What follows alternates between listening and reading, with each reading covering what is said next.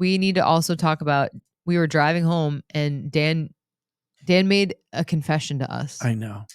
I started to tear up. Mike needed a tissue.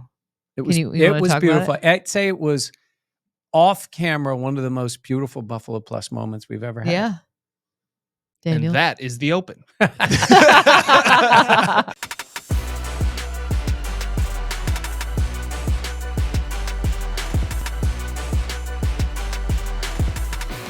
This is the Buffalo Plus Podcast, brought to you by Connors and Ferris. All right, welcome back to the Buffalo Plus channel, presented by Connors and Ferris. Mike Catalana, Dan Fates. I am Jenna Cottrell. We are doing the podcast post-game recap here in the studio because of the weather and it being cold. But before we do, please be sure to like, comment, subscribe, and share.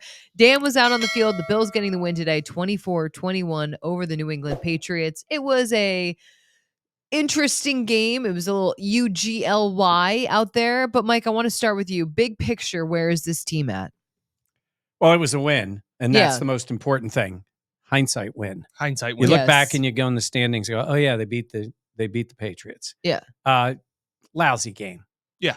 And the defense was terrible in the beginning, got much better, needed to be. Offense was meh most of the day. Couple of plays, but nothing great. Special teams, couple lousy plays. Yep. And they won. So big picture, it's a victory. Keeps them alive for the one. Great shape for the two. The rest of it is just not great. Yeah, I feel like we haven't said it much this year, but the fact of it doesn't matter how you do it, but you got the win. Like you talk about hindsight victories.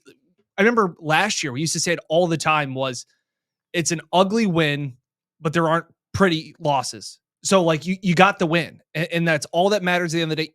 Found a way, as Sean McDermott said, but that was probably the most upset, annoyed we've seen Sean McDermott after a win in quite some time. Yeah, his post game, he was definitely like, if you were to just not know the context, you would absolutely assume that the Bills lost. Like, very much like, we need to be better. We need to, we need to be in our gaps. We need to come out strong. We need to have effort on every play.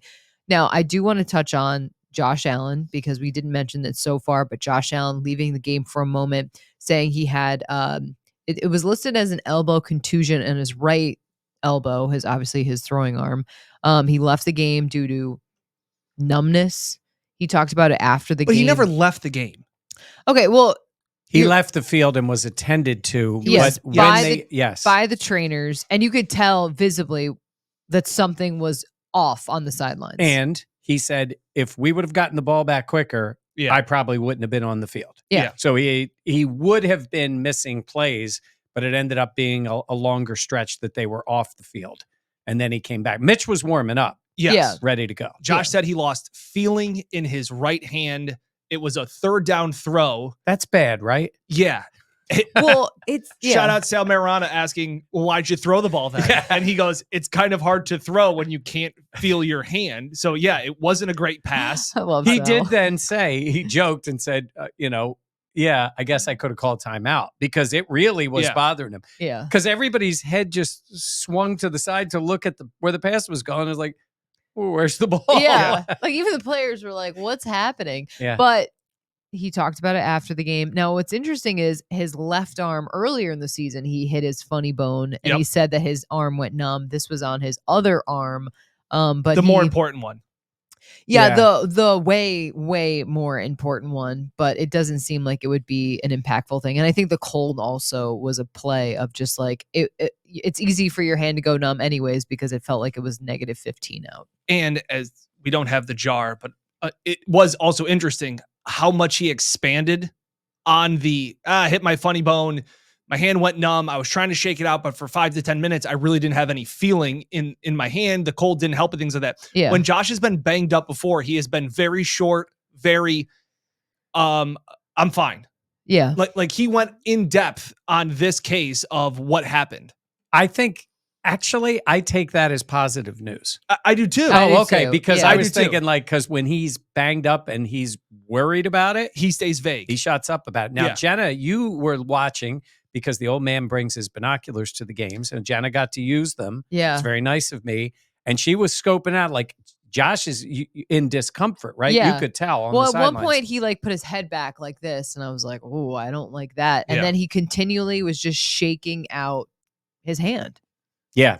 But there was no x-rays. There was none of that. No. At least we didn't hear or see yeah. anything. As he said it best, and I think we can everybody listening can relate. You hit your funny bone and you think you can't feel anything. Except, I don't know. You've hit your funny bone. It doesn't usually make your hand go numb for 5+ My minutes. hands were numb for 5 minutes. But you were Yeah. out in the cold. So was Josh I Allen. know, but you didn't. You were just cold. Josh's hand didn't go numb from the cold.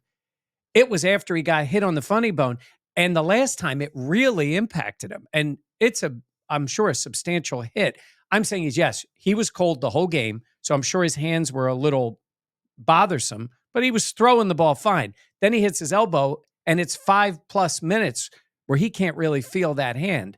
I'm sure the cold contributed to it, but that had to be a pretty substantial hit on the elbow. Yeah, I think also, I know it was anytime Josh is banged up Yeah. to any extent, anytime a trainer goes over to Josh, it is news. I feel like this is one of the more, everything's fine, it's not going to linger moving forward. I don't know if you guys knew this, but he's been playing most of the season with a broken hand, as Ian Rappaport explained to us this week. Yeah, the network guys have it all figured out. Yeah, I mean, he hasn't been on the injury report for his hand in months. Yeah. And it's the other hand. Yeah. Which we also all it's knew that the- he's had the glove and Yeah. fingers were taped, and we all pretty much knew it was a broken. Yeah. Yeah. Okay, let's go back to But the we game. digress. Yeah, I wanted to mention it Yeah. because that was obviously a point after the game, but the offense, Dan, the offense just looked uncoordinated throughout it. Yeah. James Cook was a bright spot. I do want Yeah. to mention him, but Yeah. it just didn't look right. Yeah, the offense was struggling. I think part of that, and again, I don't want to sit here and I know fans are annoyed at this win. So I'm not trying to sit here and paint it with rose-colored sunglasses. Like, it's fine. It's fine. I do think reasons, not excuses, that plays into it was the lack of rhythm that they couldn't get in. They had 4 possessions in the first half. Right. It was a punt, a touchdown, the interception, and then the end of the half. Like, Mhm. it is tough to get into a rhythm when you're not even on the field Yeah. to that. The Patriots' drives were 12 minutes, efficient. They moved the ball. 16 play drive. Yeah. Yeah. The first 2 drives We'll get to were the really defense good. in a second, but yeah. Really good. And, well, is this when we can talk about the offense and what Josh said? Yeah. So So set up your question. Well, yeah. I asked a question, but I'll be honest with you. I've asked some pretty good ones. This was a little more general about like playing against teams like New England or the Jets in the division and what it's like at this point of the year when they know you so well. And Josh, want to just play it? Here was his answer when asked about those circumstances. And he went into something about this team in the playoffs. Yeah, and I think it's, we're at a weird spot right now where, we're still fighting for the 1 seed, but we don't control our own destiny. And as an offense, it's how much are we willing to show? Are we wanting to go extreme and show everything in our arsenal? When there's a line that you got to toe. But at the end of the day, we're just trying to go 1-0 each week and find a way to win against these guys. When I say I don't think it was that kind of question, because I wasn't even thinking he would go there. No. Yeah. He wanted to say that.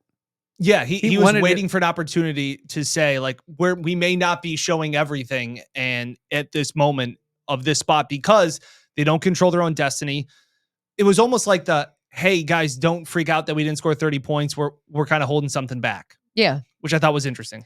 The thing that I felt like the receivers were really having trouble separating Mhm. all day. That was one thing we talked about in the press box Mhm. where I was like, you just wanted to see guys a bit more open.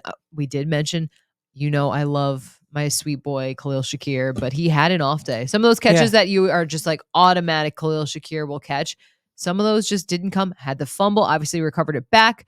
But it was one of those things where you're like, it just was an uncharacteristic day from Khalil Shakir. Especially since our bar for him is way up here. If Yeah. he's near it, Yeah. he catches it. Yeah, we Yeah. moved the goalpost on Yeah. Shakir. Absolutely. Wild, the 2 fumbles they had, got the ball back. Yeah. I think it was Cook.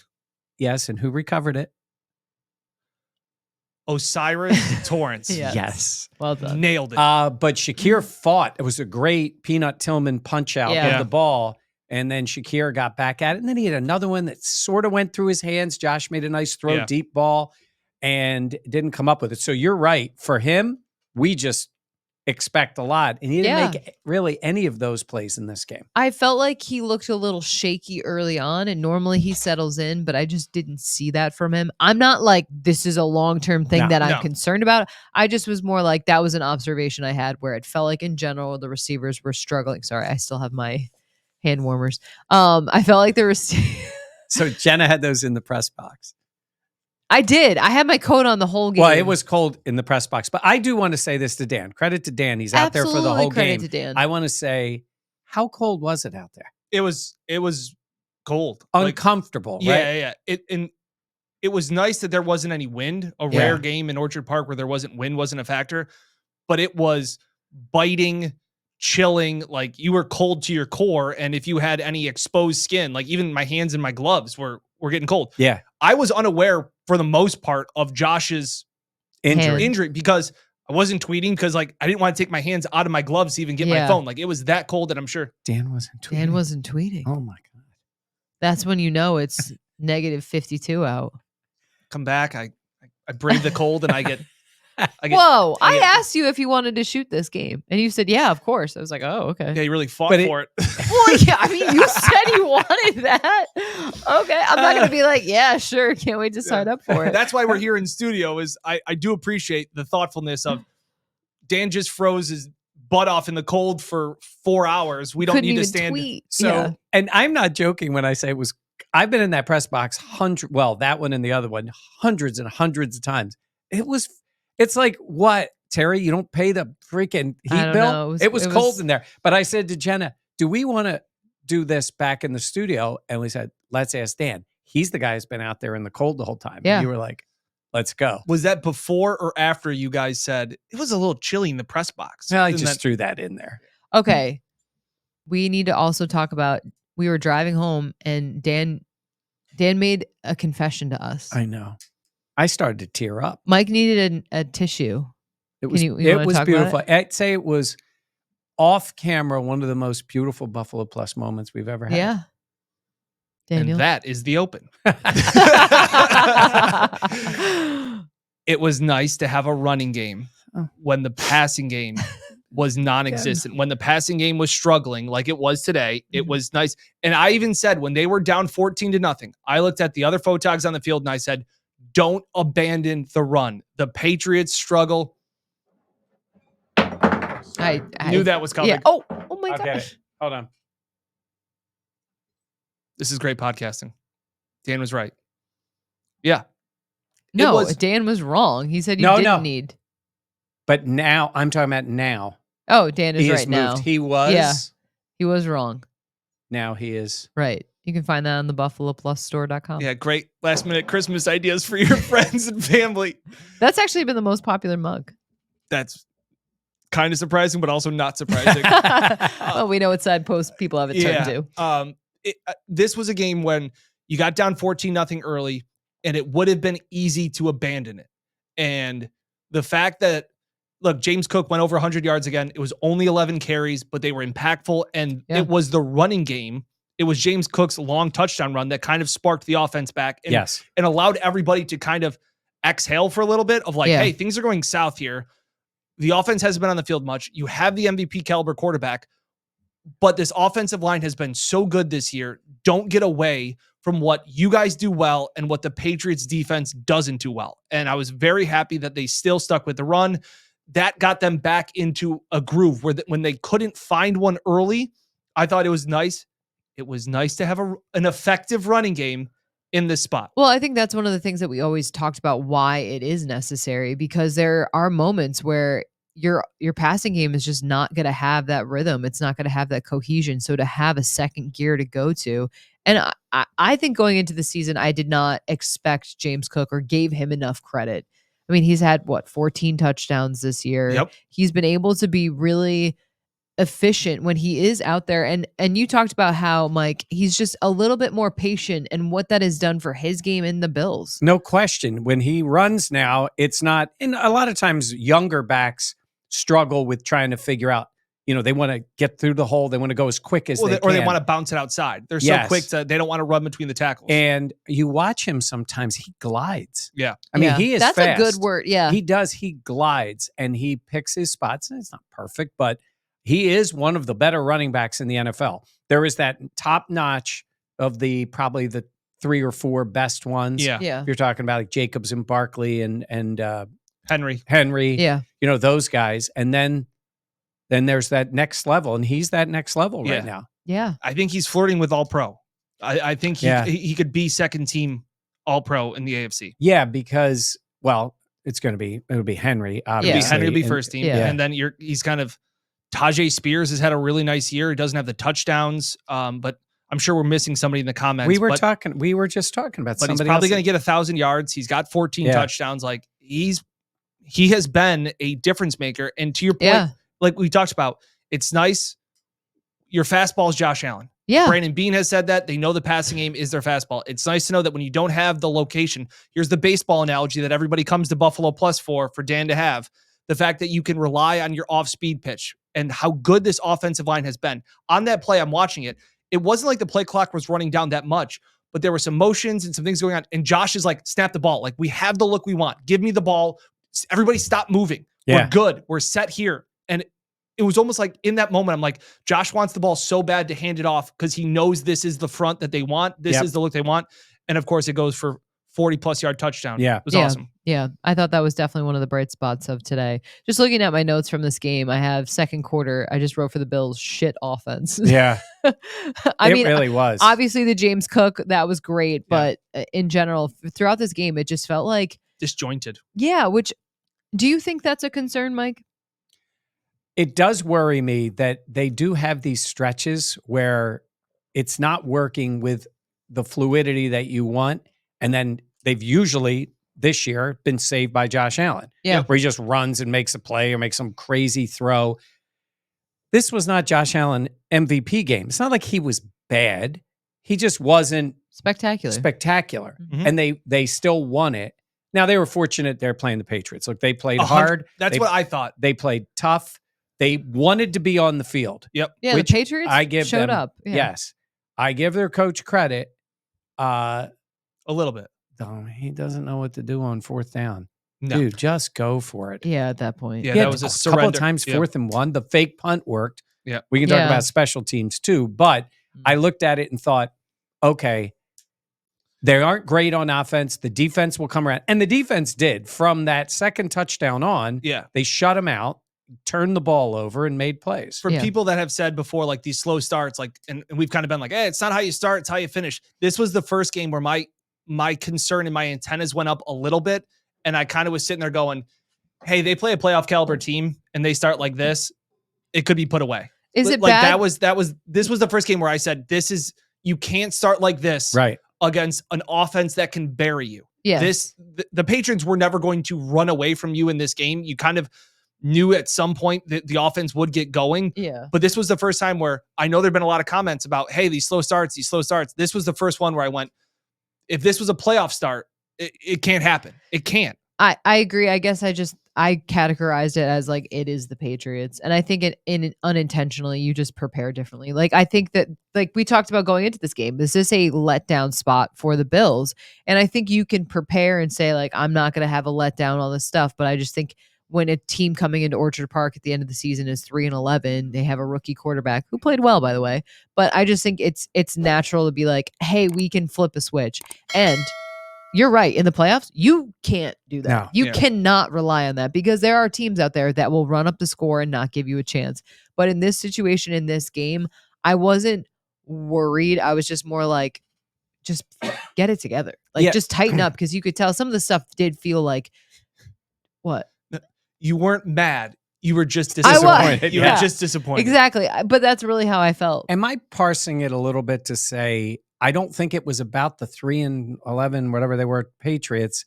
It was they had an emotional, stressful set of games.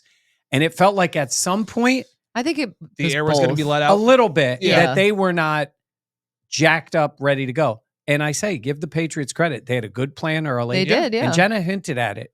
That team stinks.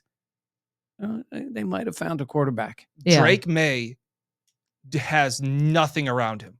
Nothing. Yeah. No coaching, no playmakers, no protection. That kid can ball. Yeah. He He's had some really nice throws. very poised. I Yes. thought they were, after the first series, they hit him like 3 or 4 times. Rousseau, Cam Lewis, like they had pressure on him. They dialed up some blitzes, and I'm like, he's going to get rattled. Was never rattled. Yeah. I give him credit for that. And their backs protect at Gibson. Yeah. Right? Yeah. He twice toe to toe with Dorian Williams flying in on blitzes. Yeah. And he held him up, but he stands in the pocket and makes throws. He runs the ball effectively. He looks down the field. Yeah. He honestly, never really looked like a rookie to me in this game at all. I agree. So- I know we scoffed at some of the Josh Allen analogies, comparisons.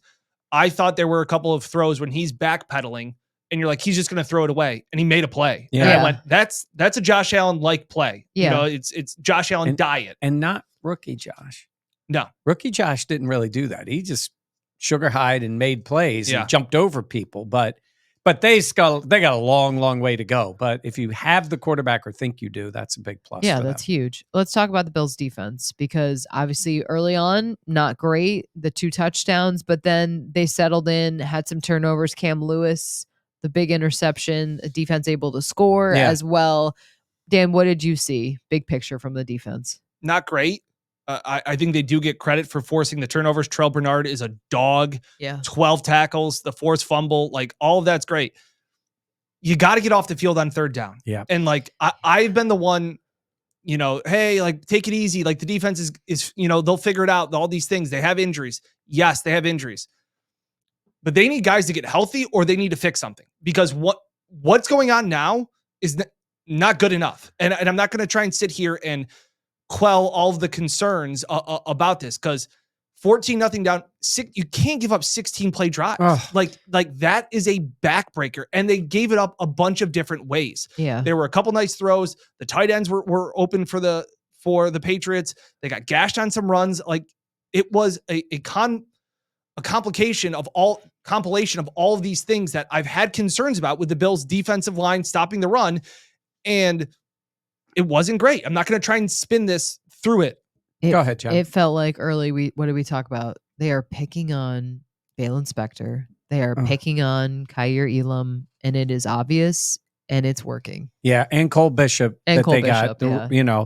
And I know there's some people out there that are like, Cole Bishop, I think he has the physical ability to eventually be a really good player. I think.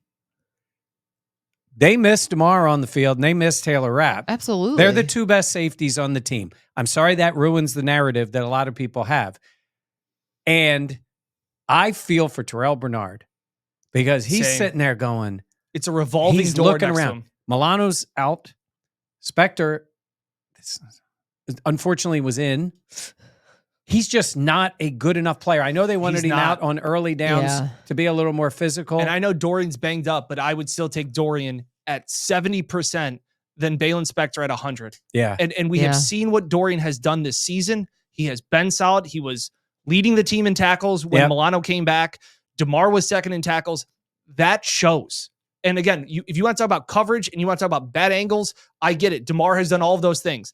He doesn't necessarily miss a whole lot of tackles when he's in the box making plays. And that is, especially like you said, you feel bad for Bernard. When he's looking around him going, hey, there was so much confusion, I felt like, on the back half of the secondary. And that's the inexperience. And that was one of the things I said. The reason that I said DeMar and Rapp are going to start in training camp, pat myself on the back, was because of the experience that they had. Our boy. There was so much late communication, like up until the ball being snapped. Even in my lens, I could see that Bishop and Lewis are like, what are we doing? Where are we supposed to be? And other guys are trying to point it out to him. And to Jenna's point, this is against Drake May and the nobodies.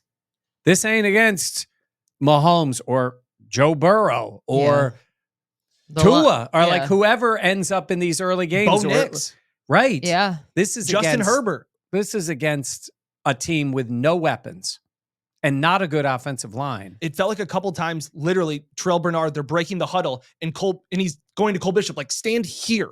Go here. There was absolutely times where you'd see Terrell be like pushing someone into a spot, which that's a lot. And you mentioned him. I was just going to say, credit to Cam Lewis. Yes. He missed a tackle on the touchdown run. Yeah. He does put his head down there, man. And that's against some big dudes. He does that. But he made a hell of a play on the interception. It's funny on the TV broadcast, because we're where we are in the press box, we're looking straight down. And that throw is coming in, and he is flying across the end zone and makes a play. First career interception for him. Huge time in the game. Big play. It's a 3-point game. They're either tying it or taking the lead. And that's the first pick he's had. So that was huge for him. Yeah. Talk about No, go ahead. I was just saying, in the locker room after, the guys were having some fun. So when I was talking to Taron Johnson, I said to him, "Hey, Cam," and he's like, he went on and on about Cam. And then I said, "You guys going to do anything for him? It's his first interception." He goes, "You know what? We probably should. Where's Cam?" He starts saying, "Where's Cam?" And he's like, "We should do something for him," like whatever. And then it was Christian Bedford comes over behind while we were talking to Cam. And he's like, "Okay, Cam, that's great. Now, are you going to buy lunch for the defensive back room because of your first interception?" Almost like a hole-in-one where you buy drinks. Yeah. And Cam's like, "Nope, I got two kids. I got no money. I'm not doing it." So it's amazing. But he is a guy that, when Sean talked about him, he'll play wherever they need him to play. He's playing corner. I know he's small, and I know he's not a star, and I know he's not a starter. But you're damn happy you got a guy like that on your team that can step in there and play positions for you. Step in right, moments. that's what I'm saying. Yeah, but I'm just saying, I walked away from this game, and I want to ask you guys a question in a second. I walked away from this game going, the safeties need to get healthy, or Micah Hyde needs to get game ready. I'm with you. I think that's fair. And where are you guys on your concern for this defense? Because listen, you went up against a Rams offense that was red hot. Like that was just their perfect game. There was nothing kitchen sink. Yeah. And then you went up against the Lions. So I get it.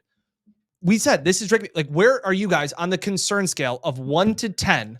10 being you're very concerned, 1 being, hey, no problem. Where are you guys? I think I honestly would need to know more about the health status. Like, I need to know how close our guys are to coming back.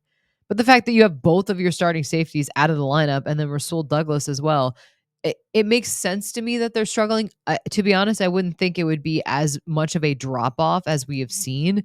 But I think when you have Bale Inspector and Cole Bishop and guys that are, Matt Milano obviously wasn't in the lineup too. So in terms of concern, I would say it's right now, God, I feel like it's like a 6. Yeah. Because I would say of 6 those injuries. Now, I would say this. Oh, man. The Lions game is misinterpreted a little bit, I think. Because I think the defense, I'm not making excuses, played really well. Yeah, nobody wants to hear till that. Late in the third. Yep. They had given up what? 14 points to late in the third. To the Lions, a team with great weapons. Someone like my photo. Somebody's just going off on Wow. all your photos. Social media darling here. Look out. And then it fell apart late. And then it was because all those guys were out in that game. Yeah. And then the linebackers did go out. So they do miss the linebackers. Tell me it's healthy Dorian, healthy Milano, healthy Rapp. But to your point about Micah, hey, Micah, I'd like to see him out there if they need him. Get some reps. Yeah. Have him be elevated. That's why I'm a little surprised we haven't gotten to the point. Yeah. We've got 2 more games. Yeah. You would want to see him on the field. I would think he's on the practice squad. Yeah. Maybe it's, I don't know. Listen, I know I've been a Sean McDermott, Bobby Babich defender. I think that they get the most out of everything. The system is great, all those things. These last 3 weeks have raised some concerns, and I know people have about, and I know people, like I said, when it was like week 13, people are like, well, what would this be in the playoffs? I'm like, it's week 13. Like, now we're getting closer to the point, and again, you're now playing lower caliber offenses, and I wasn't thrilled. Again, you made the turnovers. Terrell Bernard, great punch out. Cam Lewis making a play. The touchdown by Taron is a little bit of a fluke of the play throw going behind the line of scrimmage. Rousseau blows it up, but it is kind of a screwy play in general. So can we let's just listen. I got the play for you with Taron on what happened on that play. And Greg Rousseau, why didn't you pick up the ball? So what'd you see on that play and the way it worked out for your touchdown? Greg made an incredible play, and he get on the ball fast enough. You know what I'm saying? But all the credit goes to him. I mean, he made an amazing play, and I was just there to finish it. That's all. He was trying to get to the ball. Yeah, I mean, sometimes we call him Bambi. You know what I'm saying? Because he got them thin legs, but he made the play. So just helping our team.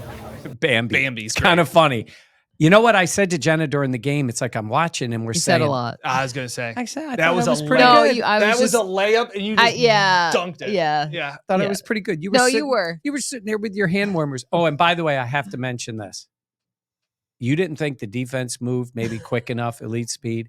Jenna, it's like this. She looks, she goes, oh, people are eating already. It's the second quarter. She's like, next thing I know, gone, out, very well timed. It was during a break in the action. Mhm. Comes back with like this massive tray. There of was a food. lot of food on my plate.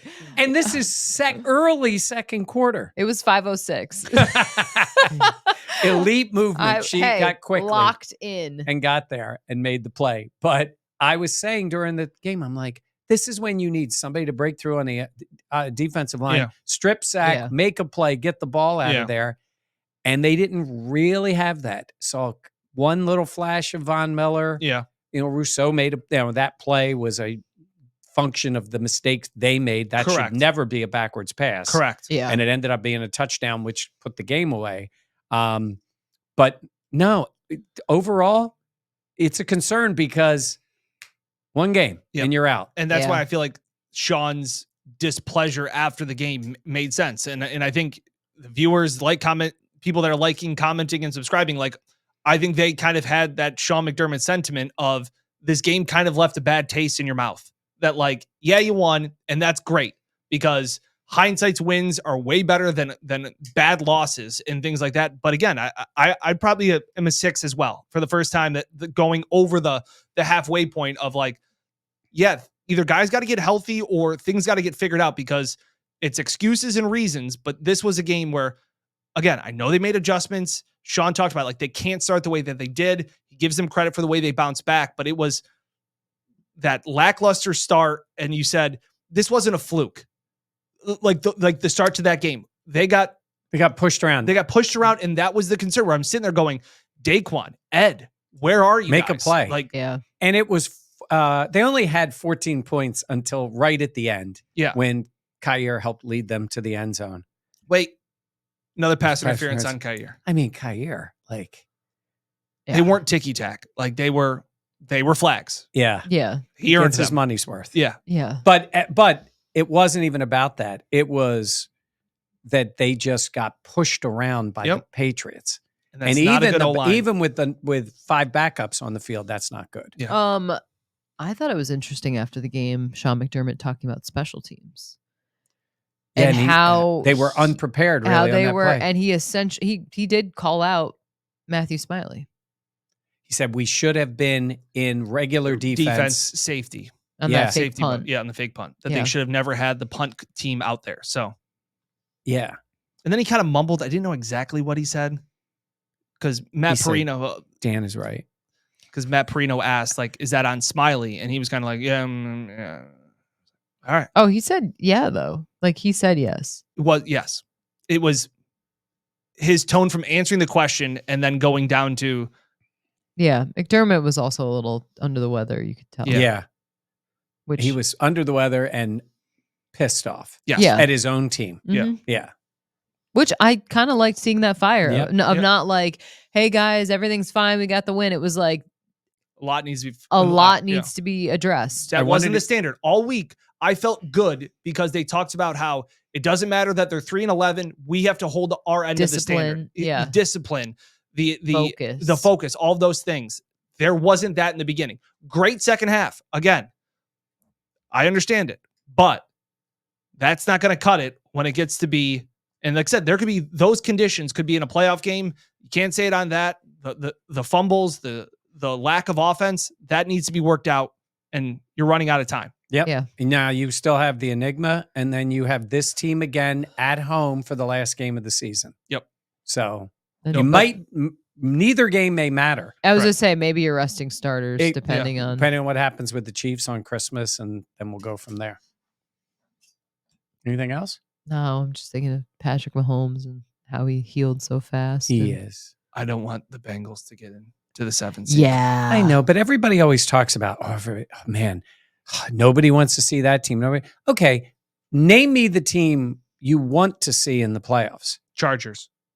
Yeah, but even then, Okay. I would take Chargers or oh, Broncos. them coming East Coast. East Coast, that's good. Yeah. Having them there. That is definitely.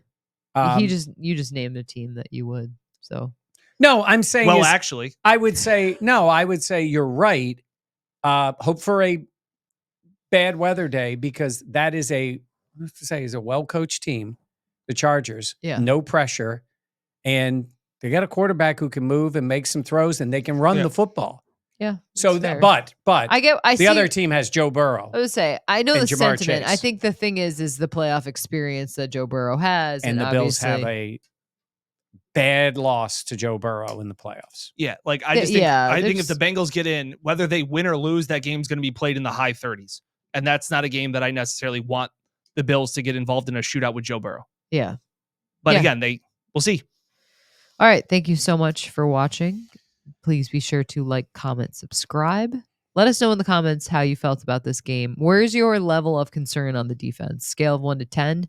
10 being most concerned, 1 being like, it's all right. And Merry Christmas, Happy Holidays to all of our Yes. viewers.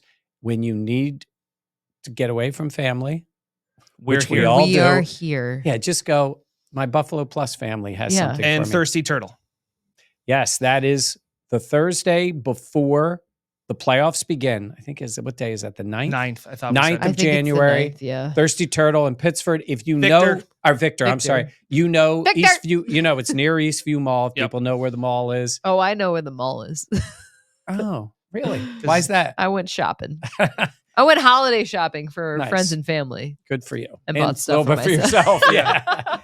Yeah. But enjoy your holidays. But check us out. We will have content this week. We're going to talk to a Jets reporter. We're going to have our podcast. We'll have stuff out there for you. You ask, Oh. we answer. Wanted to shout out Rodney, big Buffalo Plus fan. Thank you, Rodney, Rodney. we really appreciate you watching. All right. For Mike and Dan, I'm Jenna. Please be sure to like, comment, subscribe, and share. Like Mike said, have a great holiday season. We really appreciate you all, and you know it. We'll have plenty more content this week as we roll ahead to the Bills facing off against the Jets on Sunday. All right. Thanks for watching. We'll see you next time here on Buffalo Plus, presented by Connors and Ferris.